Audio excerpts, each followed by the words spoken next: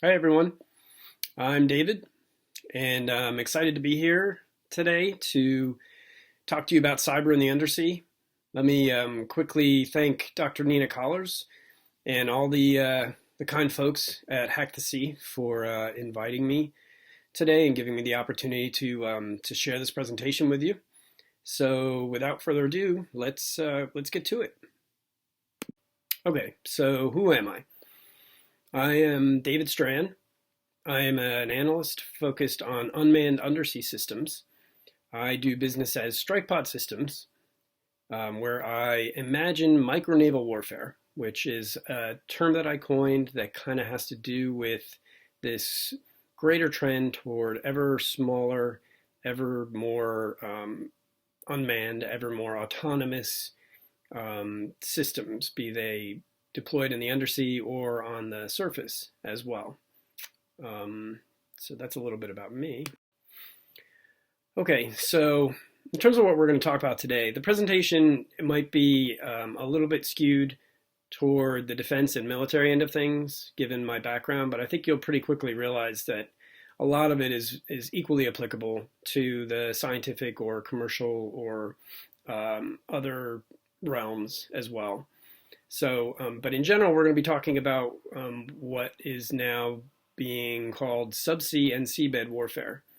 We have undersea warfare, we have surface warfare, we have air warfare. Now we're talking about subsea and seabed warfare, and it's a bit more expansive in terms of, not just referring to submarines and submersibles and mines and torpedoes and that kind of thing. Now we're talking about operating on the seabed or above the seabed or in the water column as well. So today, or in this presentation, I'm going to be talking about the players and the systems and the CONOPS involved. We're going to talk about the IOUT, and we're going to talk about the cyber threats and opportunities that arise from now operating in this environment, the subsea, and also some of the implications that go along with that as well. Okay, so let's talk briefly about blue developments, and blue meaning I'm borrowing a wargaming term where blue is the good guys, right? Red is typically the bad guys or the adversary. So blue in this case meaning the United States and our allies and partners. On the left-hand side in that chart, you can see what is basically the current state of the U.S. Navy's development of UUVs, broken down into different classes of UUV: extra large, large, medium, and small.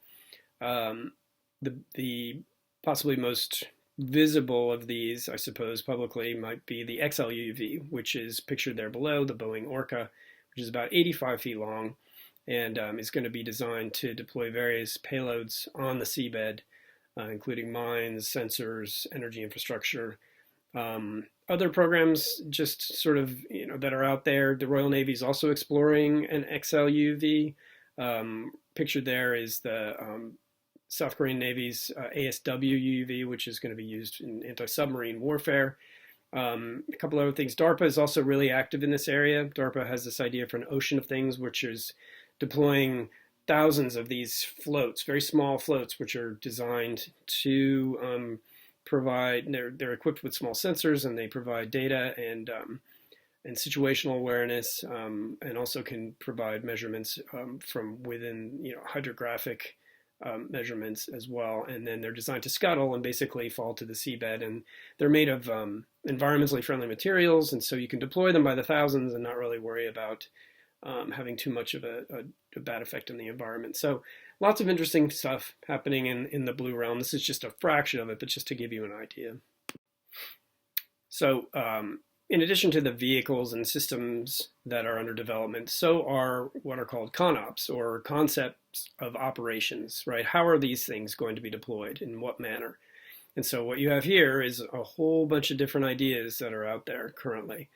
Anything from launching and recovering vehicles from submarine torpedo tubes or dry deck shelters, or through payload modules that are actually on the submarine itself, mooring UUVs to the seabed to an energy module, and being able to remotely activate them at a later time for for deployment.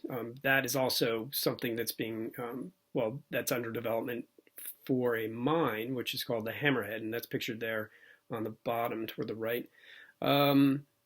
Undersea swarms, obviously, is a very, up and coming concept of operation that's under consideration. Anyway, I won't keep talking about all of them, but as you can see, it involves a lot of different vehicles, a lot of different systems deployed on the seabed, within the water column, all interacting and all communicating. So it's a very vibrant and robust time in this domain. Okay, let's talk about Russia a little bit. I'm not going to go into too much detail because I believe H.I. Sutton is going to be presenting on Belgorod and probably all of the seabed warfare implications of that platform as well. So I will just talk about a couple things. First of all, Russia is very actively developing some very interesting platforms.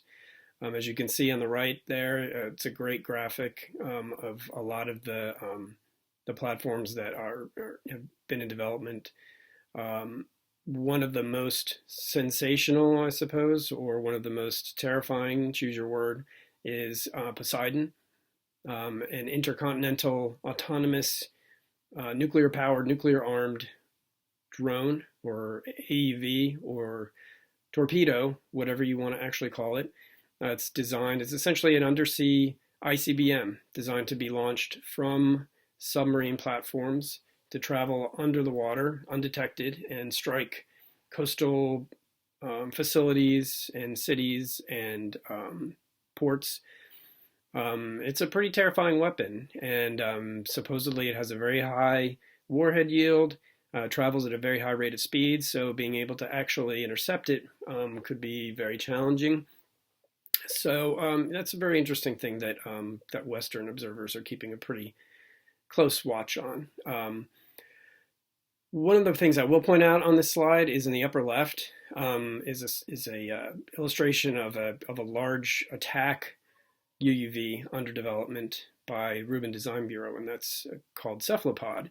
And what's interesting is that graphic was used in a phishing attack against a high-level manager within that organization to obviously extract other information.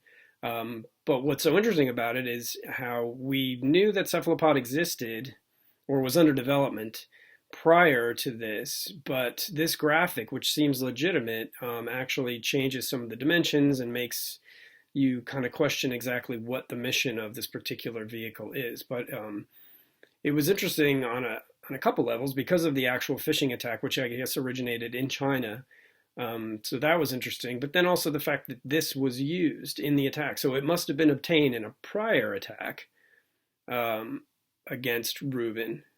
So it just makes you kind of, and by the way, it was discovered by Cyber Reason, I guess, in the wild.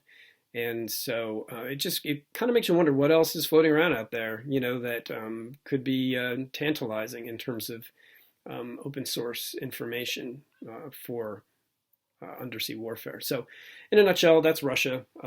So let's move on to China. Turning now to China.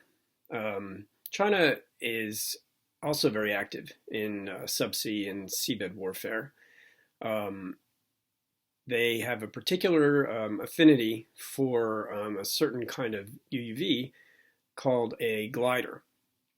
And gliders are very interesting because they consume very little power and they use what's called variable buoyancy propulsion, which enables them to travel, see if I can, there we go, travel through the water column in kind of a sawtooth fashion, allowing them to have forward motion and also allowing them to dive fairly deeply and then come back to the surface and using an antenna to transmit their data payload. China has deployed quite a few of these to the South China Sea and also to the Indian Ocean. And they also have, made some records in both depth and distance with these as well. So they're really a versatile and flexible and inexpensive and efficient kind of undersea vehicle, and they're used pretty widely in the scientific community, which makes them have that dual use appeal. China deploys two different kinds, a Haiyi and a Haiyan. The Haiyi was kind of made famous recently because one washed up on the shores of Indonesia and caused kind of an uproar there about potential Chinese espionage activities. Because the reality is this type of UUV can be used for undersea espionage operations, ASW tracking submarines, but also the scientific data that they collect also has dual use value, because the types of information that these drones gather related to things like temperature and salinity also relate to submarine warfare, because these are important data to have in terms of knowing how well sound travels through the water. And so anyway, China's very fond of this particular type of UUV. HSU-1 was a large class UUV that was unveiled about 18 months ago, or almost 2 years ago, I guess, during a military parade honoring the 70th anniversary of the Chinese Communist Party. Not much is really known about it. In looking at the details on the outside, it seems like it's kind of geared for what's called ISR, intelligence, surveillance, and reconnaissance. Theoretically, it could be used also to deploy weapons or deploy other payloads to the seabed. We're not exactly sure.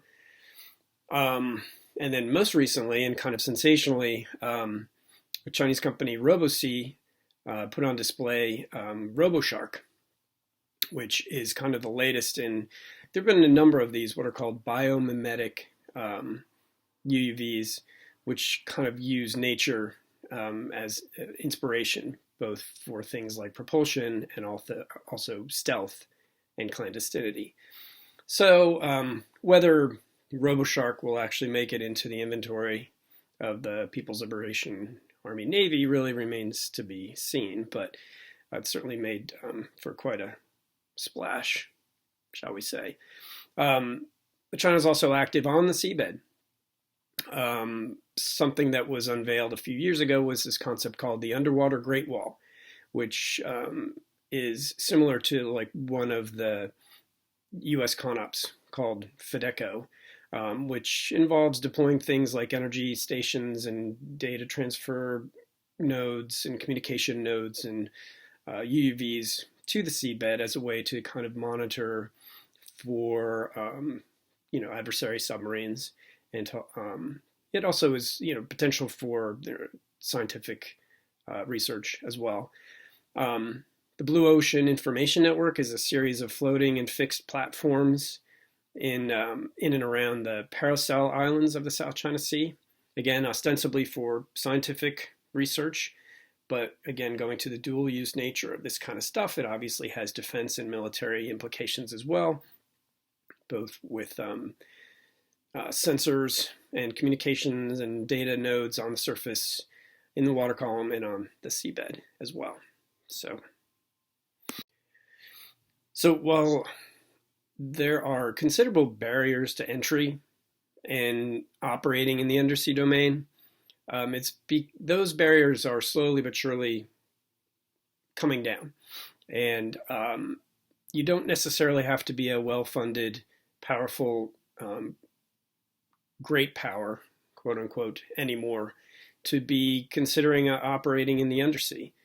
And in fact, there's a little bit of I don't know what you would really call it, but there's a race, I suppose, or at least there was for a while, to unveil a large or extra large UUV. And so it seemed like one country after another was sort of like weighing in on, okay, well, now we have a big UUV too. Iran recently rolled out the IRGCN anyway, rolled out what looks like a prototype XL UUV, It was a part of a military parade or a military presentation, and it was on the surface, so we didn't really see it in action, but looks to be like, at least the framework for an XLUV. Satellites caught what looks like could be maybe an XLUV or a large UUV on a pier in Sinpo, in North Korea.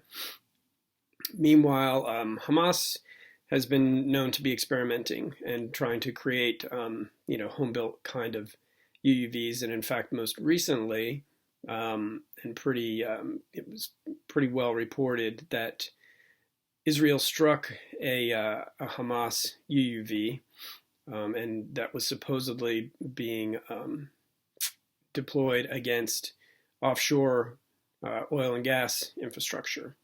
So there's definitely stuff happening in so-called rogue or non-state organizations, and I have another couple things on this slide too to sort of illustrate how accessible these technologies are becoming.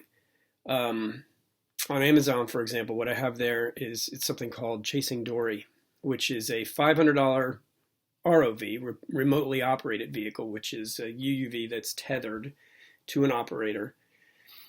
And then also there is a gentleman in the Czech Republic who has created an open source 3D printable UUV framework. So you can go to his site and you can get all the plans and basically 3D print your own UUV frame. And then if you go to places like Amazon or eBay or whatever the other one is called, I can't remember. But you can go online and basically, find the components that you need for propulsion or navigation or energy or other sensors, and you've got yourself a UUV. Now, it's kind of oversimplifying, just how challenging it is, of course, because you have to be. But the reality is, this capability is slowly but surely working its way into the mainstream. And just like we have drones in the air and quadcopters, and those have become, sort of co-opted for nefarious uses, that trend is working its way slowly but surely into the undersea as well. So in addition to military and defense interest in these technologies, obviously there's considerable interest and use within the scientific community. And so scientific institutions are huge players in the undersea. This slide is a little bit US centric with Woods Hole and Schmidt and Monterey Bay, but we also have like the National Oceanography Center out of the UK, and Argo is actually a worldwide network of what are called profiling floats, which are designed to, again, variable buoyancy, similar to gliders, move up and down in the water column and to collect all manner of hydrographic data, and then using an antenna when they're surfaced to send that data home for analysis. So again, science, huge presence in the undersea environment. And then, of course, commercial industry. So what's really interesting to watch is how there's this whole really robust ecosystem of marine robotics companies, startups and early stage companies, and even some well-established ones as well, who are creating some really cool advanced stuff for operating in the undersea domain. Some manufacture the actual robots themselves, some manufacture and market the enabling technologies. But what's really interesting is the emergence of this business model called robotics as a service, where some of these companies, rather than, if you have needs for operating in the undersea for whatever reason, but you don't want to buy and operate and maintain your own fleet of unmanned submersibles and all of the related infrastructure that goes along with that, these companies will essentially provide that. They own and operate and maintain their own fleets. And so there are a whole variety of missions that these companies can provide, whether it's oceanographic survey, mapping the seabed, inspecting offshore infrastructure, monitoring the environment, and also maritime security is obviously a huge, there's a market for that as well. So this is a really interesting thing to watch, all these companies that are springing up, and increasingly as more and more attention is focused on the undersea, these guys are definitely going to become more influential in the way things are unfolding. Okay, so let's take a deeper dive, if you will, into what exactly is enabling this, increase in subsea and seabed operations. And in general, what it is the advent of the Internet of Underwater Things, right? The IOUT. And of course, everyone's heard of the Internet of Things up here on land, right? Everything from coffee makers to smartphones to refrigerators to the, video camera outside your front door. Everything's all Wi-Fi and internet connected now. Well, the same kind of thing is happening in the undersea, right? Only instead of those types of everyday objects, we have things like manned submersibles, underwater vehicles, sensors operating in the water column or on the seabed, energy depots, communications and data transfer stations, gateway buoys, which of course all can be then networked into surface and air assets as well. So the thing is, though, that it's extremely challenging to operate in the undersea environment. So it takes a lot of energy, and you can't use everyday radio communication to communicate through the water. And so there's going to be really three key drivers that are going to be driving the development of this IOUT. Energy, which we're not really going to talk about today too much. Communications, which we're going to talk quite a bit about, and also autonomy, because with communications being so challenging, it's going to be up to the vehicles and the systems themselves to be doing a lot of the decision making and a lot of the operational, decision making. So, okay, so let's talk about underwater communications first. Okay, so the undersea environment is not conducive to the radio frequency. So what are we left with then? Really two options: acoustic communication, which of course is sound, or optical, which uses a blue-green laser to transmit data and communications. But there are definitely big trade-offs for both. With acoustic, you have the capability to transmit at a much longer range, and we're talking about hundreds to thousands of meters. We're talking about miles or kilometers. The problem is that you can't really package too much data into an acoustic transmission. The bandwidth is very low, and it's very similar to the early days of dial-up internet. We're talking kbps, right? Kilobytes per second.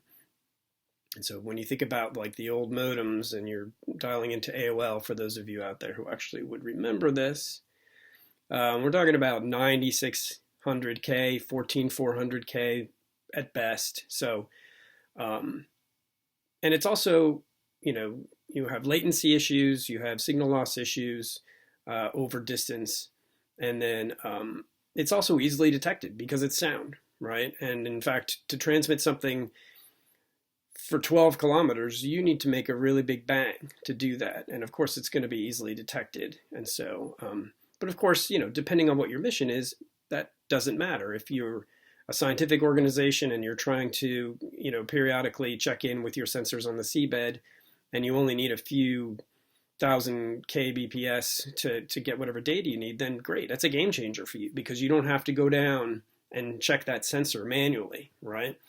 But if you're a Navy and you're trying to operate clandestinely in a contested environment, well, maybe acoustic isn't really going to work too well for you.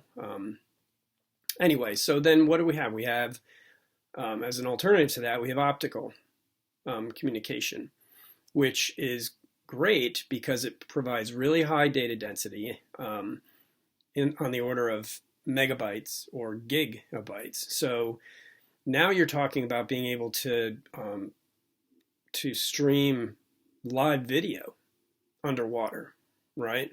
Which is pretty exciting, or to be able to dump really high volume data. Great, right? It's less detectable because it doesn't make any noise. But the problem is you got to be really close. You really need to be within tens of meters to be able to actually transfer via optical modem or optical system. So, it is theoretically possible to transmit a large volume of data from the seabed, but you would need to have a relay system which is kind of laddered, right? So all the way up to the seabed, but that capability is there, and so it's just a matter of trying to figure out the best mix or whatever works for your mission. The NATO CMRE, Center for Maritime Research and Experimentation, is actually developing or has developed a standard, a digital protocol for underwater communication. They call it JANIS, which is kind of like the Bluetooth or Wi-Fi for the undersea, so that you can actually have genuine interoperability between different platforms. Otherwise, you have a situation where everything is, proprietary, and so only certain platforms can talk to that platform, and so this way, multiple platforms can talk to each other, which obviously has huge implications for joint operations, but obviously it's a double-edged sword as well, just like Wi-Fi and Bluetooth are, because now we can all talk to each other, but now we can also sort of exploit that, right? So anyway, so that's kind of an overview of underwater communications. And what I have here sort of pictured is, as you can see, that's an acoustic modem at the top there, a Teledyne Benthos, and it's no bigger than a ballpoint pen, right? So these things are miniaturized, and you can really, put them in a very compact little vehicle, and they're quite potent for what you get. So, okay, I'm going to talk a little bit about autonomy, but not too much because there's other things I want to get to, and I don't want to drag this out too long. So, if communications are so challenging in the undersea domain, then what does that mean? That means that if we are going to be deploying lots of systems in that environment, they're going to have to be pretty independent. They're going to have to be autonomous because they're going to be out of communication range, certainly real-time communication range, absent any kind of major breakthrough in terms of communication. So when you talk about human-machine teaming in the undersea, you're not talking about a real-time kind of scenario, right? You're talking about very piecemeal sort of providing instructions, the vehicle goes and does its thing, but it's operating in an extremely challenging, dynamic, changing environment. And certainly when you start talking about situations like, lethality or combat or things like that, then, things get pretty dicey pretty quickly. So there's definitely, just like there are questions around autonomy in other domains, there are questions about autonomy in the undersea domain as well. There are efforts underway, certainly in the US Navy and also with NATO, to come up with some sort of standardized architecture of autonomy so that you can actually, so we don't have different, systems that, can't, again, it's an interoperability thing. But it does, for me, sort of conjure up an idea of like, are we moving, or will we be moving towards sort of an overarching kind of AI that, especially when you start talking about things like distributed operations and all of these vehicles and systems being able to talk to each other and being able to mass forces, at any given time and place. Will we be moving toward an overarching AI kind of system? And so, of course, I have my obligatory, Skynet reference there. But But in general, autonomy is a very mushy term. There's different degrees of it.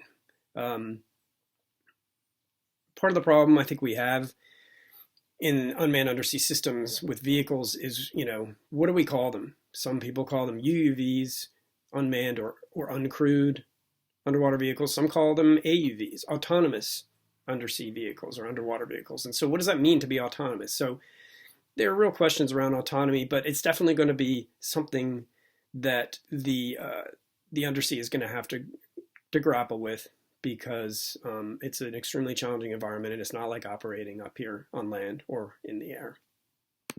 Okay, so let's talk about, excuse me, let's talk about, some threats. I also say opportunities, but really, I guess they're all threats that could arise from operating in the undersea, given these drivers of, of communications and autonomy, and also, the fact that the undersea is really opaque domain. It's not like the air, and it's not like on land where, we have so many sensors being brought to bear now that it's really hard to hide anything. It's really hard to do anything anymore without being noticed, right?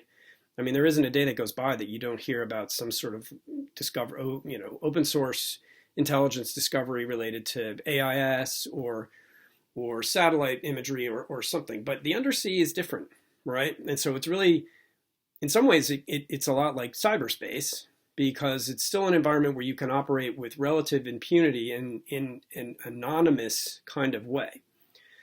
So anyway, so what I have here is, again, going along with imagining micro-naval warfare, I just listed off some potential cyber threats and attacks that could happen, once the subsea and seabed operational picture kind of fills out, right? Transoceanic cable tapping, tampering, or severing is, of course, one. You hear about that a lot, but there's really, the jury's still out on exactly what kind of a threat is posed to them. I mean, they're already under a lot of threat from natural causes, seismic events. And so, and there's also a question about, well, why would you want to tap them out at sea when you can tap them at the landing places, or maybe even, attack them through other sort of cyber means. But anyway, so that's one. Project Natick is a project by Microsoft, which is this idea of putting server farms on the seabed to keep them nice and cool. Well, they're going to be pretty vulnerable to kinetic, it's a military term, i.e. getting blown up. And surface gateway nodes, a couple of scenarios I've come up with are catch and release, which is basically exploiting the navigational capabilities of adversary vehicles and sort of luring them into your own, docking system. Actually, I'm sorry, that's honeypot. Catch and release is more just, like I have a picture there of a glider, being able to just catch an adversary's UUV in the wild without them knowing, and do a little bit of, dirty work, and then releasing it and without them even knowing. Various intrusion ways of creating some threats. What I call uninvited guests. A lot of these exercises are announced in advance, and they're all, where they're taking place is often known. And so how hard would it be to actually insert a UUV into that environment to eavesdrop or even conduct cyber operations underwater by inserting malware using acoustic or even optical communications. Some other ones there, I don't want to go through them all necessarily, but, hijacking vehicles obviously are hijacking the AI. You can manipulate the AI. You can conduct PNT attacks, certainly, because these systems are going to have to surface to get a GPS fix. There's no GPS under the water. And so they're going to, have to surface periodically, get a GPS fix, or they're going to have to connect with surface nodes that are connected to GPS for a GPS fix. And so those nodes could be attacked. So anyway, those are just a few ideas. But what's most intriguing to me was RAND published a report called How to Analyze the Cyber Threat from Drones. And one of the things they talked about was how quadcopters could be used, could be outfitted with a Raspberry Pi and various technologies to essentially hack into networks. And so for me, it was intriguing because I'm like, well, could that actually apply to the undersea domain? So I just came up with 3 sort of quick scenarios here that I thought I would just throw out there real quick for you.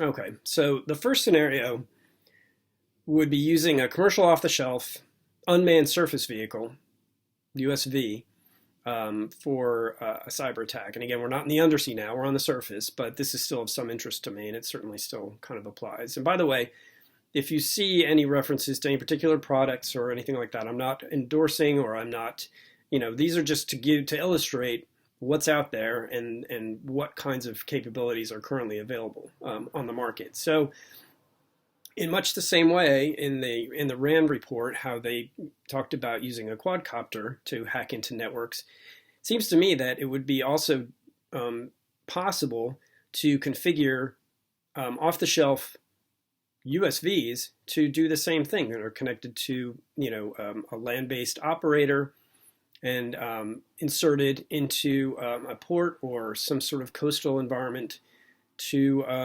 either eavesdrop or insert malware or whatever. One of the things about USVs that's attractive over UAVs is they're not limited by what's called geofencing, right? Everyone probably knows what geofencing is. That restricts the movement of these quadcopters. They're not allowed to go anywhere near some of these sensitive installations, right? Well, you don't have a geofencing kind of thing yet for USVs. And so what I have pictured here is on top there, that's what's called a bait boat, which is used by fishermen it's a remotely operated, remote controlled boat that basically you can send out and be able to dump bait, further out. Below that is, I forget what that's actually called, but it's a high-speed USV that's also capable. And then you have another one that is capable of that. Dangling down there is an undersea camera. So you potentially could even conduct underwater surveillance and reconnaissance using a commercial off-the-shelf vehicle. So anyway, some examples there. Okay, so scenario or idea number 2 is using a commercial off-the-shelf remotely operated vehicle, ROV, for an attack. An ROV, if I didn't explain this earlier, is an underwater vehicle that is tethered to an operator. So there's actually a long line that provides power and provides two-way communication and data transfer. So ROVs can be bought pretty cheaply online. As I mentioned earlier, Chasing Dory is a very rudimentary version of an ROV, which is like $500, but you can buy them for several thousand at specialty retailers. One of the things I actually found, and I didn't mention this in the last slide, was there's a report out there that was published by the United States Air Force called Development of a Drone-Mounted Wireless Attack Platform. And one of the conclusions they reached was that, you often hear that Wi-Fi only has a range of about 150 feet, right? Like, 50 meters or so. But what they found was that with certain types of antennas, you can get up to 3,000 meters, which is a long way, right? So anyway, that's just something else that kind of enters into this mix a little bit. So by using a Wi-Fi surface relay, now some of these systems, these ROVs actually, at least, well, I know one of them, probably more of them, but it's definitely a technology that could be fashioned, I think, probably quite easily. One of them comes with a Wi-Fi buoy that actually allows you to extend the range. So the tether to the ROV is attached to the buoy, and so you can deploy the buoy further out from where you are, and that thereby you don't have the tether all the way from your unit. You can actually extend the range that way. And actually, ROVs, you can buy pretty long spools of tether as well, 150, 300 meters, usually for deep water type of stuff, but you can imagine that would also extend your range in the horizontal plane as well. And so an ROV could do lots of things. They can attack surface vessels, they could attack underwater infrastructure, they could deploy sensors with their robotic arms, they can conduct surveillance and reconnaissance and do all kinds of stuff. And so, equipped with a Wi-Fi surface relay and someone, operating 3,000 meters away, it's a plausible scenario, at least it is for me. Okay, and so the third and final one of my scenarios would involve a commercial off-the-shelf unmanned underwater vehicle or UUV attack. Now, this is much more challenging. It's not impossible, but this is not, something that could easily be pulled off for a number of reasons. And I talked about, obviously, the technological ones earlier, but there's also a cost one involved too. Because full, actual, UUVs of this sort usually run in the tens of thousands of dollars. Now, that isn't to say that, earlier I talked about fashioning your own using a 3D printed framework. I mean, again, all of these ingredients are kind of out there, but whether it could actually be pulled off, I don't know. And I certainly, let me just say, I'm not advocating anything either, but I sort of see it as part of my job to identify the potential threats that these things could pose. So anyway, aside from the price tag, you still could get that standoff range potentially. You would need some sort of Wi-Fi buoy system, but instead of there being a tether to the Wi-Fi buoy, and by the way, it could be a buoy, could be a USV. Instead of a tether, you're going to need some sort of either acoustic modem or some sort of optical capability, right, to actually be able to communicate with the UUV. And also, the acoustic capability is what enables the UUV to navigate as well. So it's not just talking, maybe potentially communicating with the UUV, but it also is what is pinging to give it an actual fix, right? So the acoustic modem enables the long-range navigation and the low bandwidth communications that you need. The optical modem could enable high bandwidth communication potentially. So if it's close enough, it could take high definition video of a particular region of the seabed, providing some, valuable surveillance or reconnaissance information. What's beneficial about, or what is advantageous, I suppose, about a UUV is that you have greater range and mobility. You don't have a tether, right? But you do have limited endurance because it has a battery, whereas a tether is usually, tethered ROV is usually tethered to its own power source, although that would really depend on the actual, the USV or whatever it is or buoy that it's being deployed from. And then you have limited bandwidth also, other than optical communication, which is a possibility. You don't have the tether to enable that really robust communications and data transfer capability. So again, this UUV could do very similar things. Could attack a surface vessel, could attack infrastructure. If it's weaponized, it could also, conduct intelligence, surveillance, and reconnaissance operations as well. So that's the third of three scenarios that I kind of came up with that are modeled on that RAND report's conclusion about using a drone to hack into networks. Okay, so what are some of the implications then of all of this, of these technologies and seabed and subsea operations and all of this activity that now will be happening in an environment that's extremely opaque and cut off from public and policymaker oversight, right? Well, one thing that's going to happen is it's going to enlarge this maritime attack surface, right? It's going to introduce new attack vectors and kind of open a new front, I would think, in cyber operations, because this is just, it's an environment now where you're going to have all these different systems operating, and they're going to be vulnerable in a whole different, in a new kind of way, I think. it has particular implications for distributed operations, which is a big deal right now certainly in the U.S. Navy, which is essentially a system of systems or network of networks in a high degree of integration between all of these forces and domains. And so if you open up a new environment in terms of cyber, well, then of course that environment is connected to the other environments, and you see where I'm going with that. I think the cyber vulnerability of manned submarines is actually going to increase as well.